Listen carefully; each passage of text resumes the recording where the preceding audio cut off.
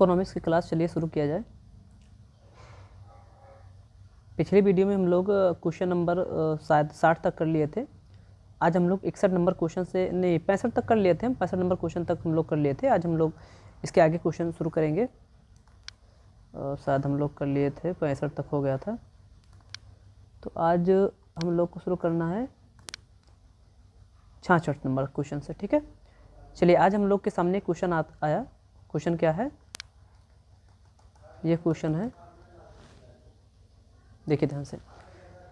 और हाँ, वीडियो आप लोग 360 में देखिए ताकि साफ दिखाई दे, क्योंकि ये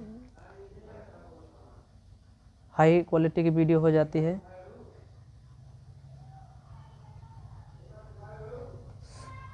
वो कुछ किया जाता है इसमें, कंप्रेस से कुछ होता है, किया जाता है पहले, वो हम नहीं करते, डायरेक्ट अपलोड कर देते हैं, इसलिए थोड़ा सा क्वालिटी इसकी बढ़ जाती है। तो 360 पर देखा करिए, थोड़ा सा आवाज़ हो रहा है, उसको आप मैनेज करिए। चलिए आज क्वेश्चन क्या है आपके सामने, चलिए तो क्वेश्चन देखिए, लिखा है राजकोषीय, क्वेश्चन क्या है? राजकोषीय उत्तरदायित्व और बजट प्रबंधन अधिनियम 2003 के अनुसार निम्नलिखित में से कौन सा भारत के वार्षिक बजट का हिस्सा नहीं है? तो भारत के वार्षिक बजट का हिस्सा नहीं है पूछ रहा। तो भारत में जो वार्षिक बजट पेश किया जाता है उसमें किस किस चीज़ों पर चर्चा की जाती है, उसमें कौन कौन से जो मुख्य बिंदु होते हैं वो शामिल होते हैं, उनमें कौन सा है जो शामिल नहीं होता। ठीक है, तो आप लोग अगर पढ़े होते तो आप लोग को पहले ही पता चल जाता है। ये जो लिखा है वित्तीय स्थिरता रिपोर्ट, ये राजकोषीय उत्तरदायित्व और बजट प्रबंधन अधिनियम 2003 के अनुसार ये वार्षिक बजट का भाग होता ही नहीं है। दरअसल ये एक रिपोर्ट है जो आरबीआई के द्वारा की जाती है, ये जारी की जाती है। तो याद देखिए, ये आरबीआई के द्वारा जारी की जाती है, तो सबसे पहले यही है जो नहीं है। बाकी राजकोषीय उत्तरदायित्व और बजट प्रबंधन अधिनियम 2003 के अनुसार जो वार्षिक बजट का हिस्सा होते हैं उनमें मध्य वार्षिक राजकोषीय नीति आता है, राजकोषीय नीति रणनीति विवरण आता है, और माइक्रो इकोनॉमिक फ्रेमवर्क विवरण आता है। ठीक है, चलिए इसे देखा जाए आगे क्या कह रहा है ये। चलिए ये दिया है आपके सामने क्वेश्चन का आंसर, चलिए देखिए ध्यान से, तो ये आता है आपके सामने। ठीक, ये है। तो इसमें क्या कहा गया है? इसमें कहा गया है कि बजट केवल प्राप्तियों और व्यय का विवरण नहीं। तो क्या कह रहा है, जो बजट होता है ये केवल जो प्राप्ति और व्यय है उसका विवरण नहीं है।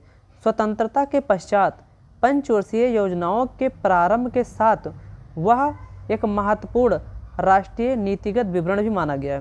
मतलब इसके माध्यम से, बजट के माध्यम से अनुमान लगाया जाता है देश में आर्थिक तरक्की कैसे होनी है, आर्थिक वृद्धि कैसे होनी है। यह तर्क दिया जाता है कि बजट देश के आर्थिक जीवन को दर्शाता है। बजट जो होता है वो बजट जीवन के किसको दर्शाता है? तो आर्थिक समृद्धि को दर्शाता है। परिणाम स्वरूप यह देश के आर्थिक जीवन के अनुसार आकार ग्रहण करता है। बजट के साथ साथ राजकोषीय उत्तरदायित्व, बजट प्रबंधन अधिनियम 2003 द्वारा 3 नीतिगत विवरण अधिशेषित किए गए हैं। तो बजट के साथ साथ राजकोषीय उत्तरदायित्व और बजट प्रबंधन अधिनियम, तो याद रखिए बजट के साथ साथ अगर देखें तो जो एक नियम है राजकोषीय याद रखिए से, राजकोषीय उत्तरदायित्व और बजट प्रबंधन अधिनियम 2003 इसे FRBM कहा जाता है, द्वारा 3 नीतिगत विवरण अधिशेषित किए गए, जिनमें मध्यवार्षिक राजकोषीय नीतिगत विवरण आता है। तो याद रखिए मध्यवार्षिक राजकोषीय नीतिगत विवरण जो होता है वार्षिक बजट का हिस्सा होता है। इसके अंतर्गत विशिष्ट राजकोषीय संकेतकों के लिए 3 वर्ष के रोलिंग प्लान निर्धारित किया जाता है। साथ ही यह परीक्षण किया जाता है कि राजस्व व्यय को राजस्व प्राप्तियों के माध्यम से वित्त पोषित किया जाए अथवा नहीं। कुल मिलाकर याद रखिए मध्यवार्षिक राजकोषीय नीतिगत विवरण जो होता है यह भी बजट का हिस्सा होता है। दूसरा क्या होता है? राजकोषीय नीति रणनीतिक विवरण। तो राजकोषीय नीति रणनीति विवरण जो होता है यह भी किसका हिस्सा होता है? यह भी बजट का, वार्षिक बजट का हिस्सा होता है। आगे अगर इसमें देखें तो ये जो होता है, ये इधर देखिए, तो ये तो यहाँ पर है, थोड़ा सा 360 में देखिएगा, माइक्रो इकोनॉमिक्स फ्रेमवर्क विवरण, ये भी किसका हिस्सा होता है? तो ये भी होता है वार्षिक बजट का हिस्सा। तो वार्षिक बजट के हिस्से में अगर हम लोग ध्यान से देखें तो राजकोषीय क्या गया था इसमें, यहाँ पर, तो इसमें क्या क्या आया? तो इसमें देखिए तो इसमें मध्यवार्षिक राजकोषीय नीति विवरण आया, राजकोषीय नीति रणनीति विवरण आया और इकोनॉमिक फ्रेमवर्क आया। ठीक, चलिए प्रश्न पे आ जाए। देखिए ये था प्रश्न आपका। प्रश्न क्या था कि राजकोषीय उत्तरदायित्व और बजट प्रबंधन अधिनियम 2003 के अनुसार निम्नलिखित में से कौन सा भारत का वार्षिक बजट का हिस्सा नहीं है। तो पहला अभी बताए मध्यवार्षिक राजकोषीय नीति विवरण होता है, राजकोषीय नीति रणनीतिक विवरण होता है, माइक्रो इकोनॉमिक फ्रेमवर्क विवरण होता है। तो देखिए वार्षिक बजट में इन तीनों बातों पर चर्चा की जाती है, ठीक है। बाकी वित्तीय स्थिति रिपोर्ट जो होती है आरबीआई के द्वारा जारी की जाती है। चलिए आगे देखा जाए। 16 नंबर क्वेश्चन 67, ये इंपॉर्टेंट है। देखिए इसमें क्या कहा जा रहा है, ये आपके सामने क्वेश्चन है। ये क्वेश्चन क्या है, राष्ट्रीय लेखा सांख्यिकी के संदर्भ में निम्नलिखित कथनों पर विचार कीजिए। प्रश्न पीछे भी हम करा चुके हैं। वर्तमान में केंद्रीय सांख्यिकी कार्यालय CSO द्वारा वर्ष 2014-15 को आधार वर्ष के रूप में उपयोग किया जाता है, गलत है। अभी वर्तमान में 2011-12 को आधार वर्ष माना जाता है। तो याद रखिए वर्तमान में केंद्रीय सांख्यिकी कार्यालय के द्वारा जो आधार वर्ष माना गया हो 2011-12 को माना गया, तो पहले ही गलत है। दूसरा, चालू वर्ष के वास्तविक संकेत घरेलू उत्पाद, तो चालू वर्ष जो वर्ष चल रहा है उसके वास्तविक सकल घरेलू उत्पाद और मौद्रिक सकल घरेलू उत्पाद की गणना में उत्पादन की मात्रा निश्चित रहती है, ये एकदम सही है, ठीक है, ये याद रखिएगा। तो अभी हम लोग देखिए इसको यहाँ पे, चलिए इसका विवरण देखते हैं। चलिए यहाँ पर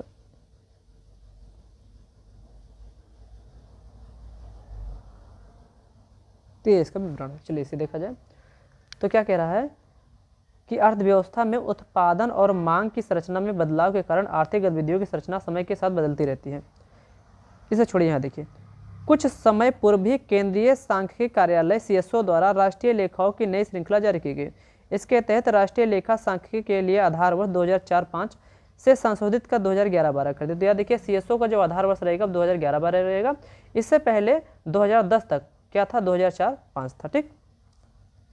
आगे, चालू वर्ष की वास्तविक और मौद्रिक GDP की गणना उत्पादन की मात्रा निश्चित रहती है। देखिए चालू वर्ष की वास्तविक और मौद्रिक GDP की गणना करने के लिए उत्पादन की मात्रा क्या रहती है, निश्चित रहती है। फिर से बता रहे हैं, चालू वर्ष में वास्तविक और मौद्रिक GDP की अगर हम गणना करें, याद रखिए चालू वर्ष में अगर हम वास्तविक और मौद्रिक GDP की गणना करते हैं तो उसमें जो उत्पादन की मात्रा होती है वो क्या होती है, निश्चित होती है, ठीक है। इस हिसाब से अगर हम लोग ध्यान से देखेंगे तो हमारे दोनों कथन क्या था, सही था, ठीक।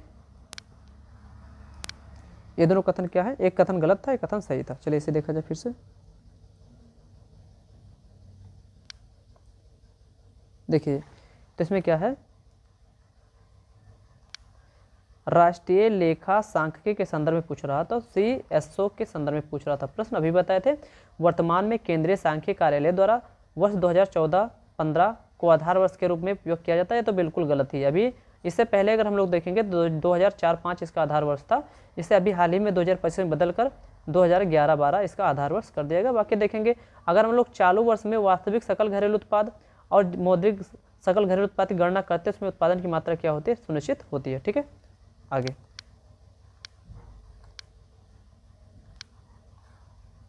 चलिए, ये आपके सामने क्वेश्चन है।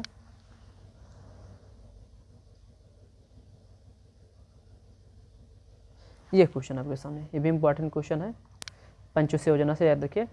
सूखा पर्वण क्षेत्र विकास कार्यक्रम DPAP पहली पंचवर्षीय योजना के दौरान शुरू किया गया था। दूसरा है, रोलिंग प्लान को 5वीं पंचवर्षीय योजना के अस्वीकार किए जाने के बाद क्रियान्वित किया गया था। ये आपके सामने प्रश्न है, इसे देखिए, इसका हम लोग विवरण देखते हैं क्या है। चलिए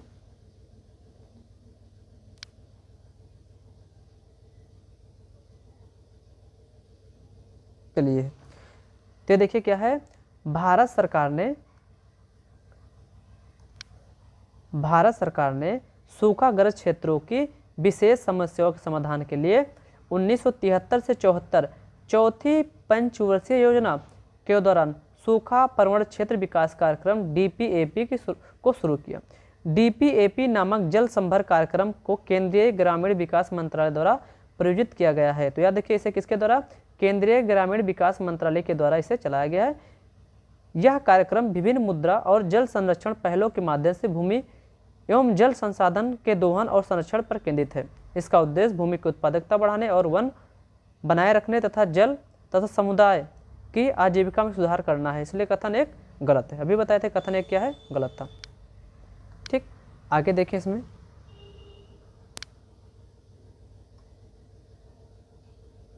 यहाँ देखिए दूसरा क्या है, 1975 से 77, कब से कब तक, 75 से 77 में की अवधि राष्ट्रीय आपातकाल के कारण अस्थिरता की अवधि थी। कांग्रेस की चुनावी हार के बाद जनता पार्टी सरकार ने 5वीं पंचवर्षीय योजना को स्वीकार कर दिया। तो याद रखिए, भारतीय जनता पार्टी ने 5वीं पंचवर्षीय योजना को स्वीकार कर दिया और रोलिंग प्लान पेश की, इसलिए कथन 2 क्या है, सही है। ठीक है, चलिए आगे देखिए ये वाला प्रश्न क्या था।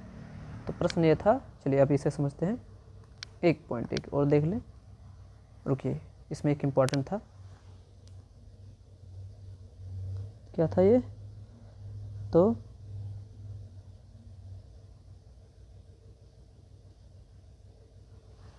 चलिए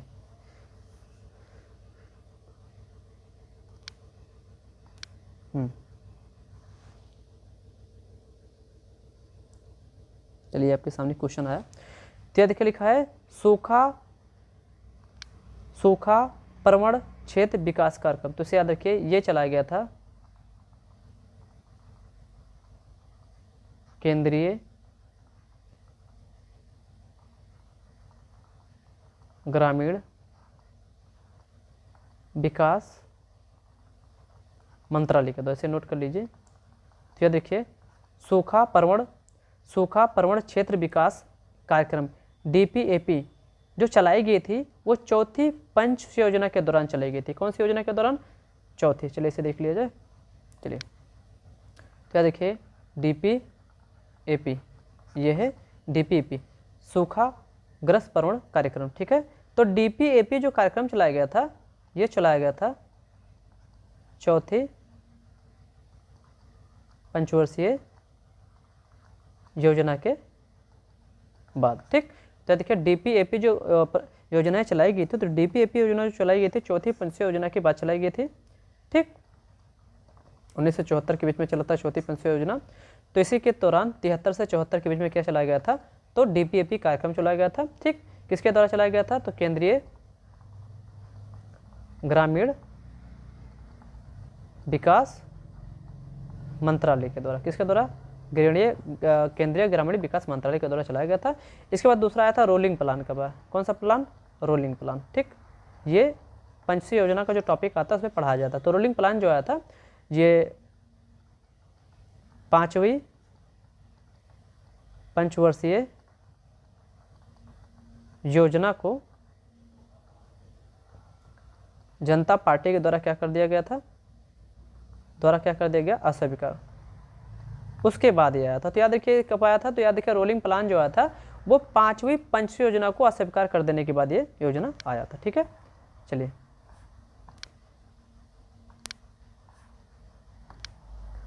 हाँ, ये क्वेश्चन आपके सामने है।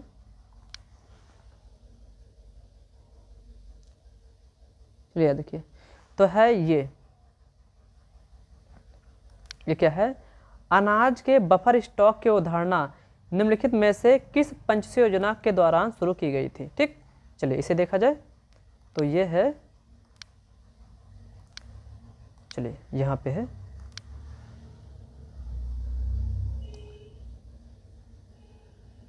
शायद दिखाई दे रहा होगा। चलिए यहाँ पे, तो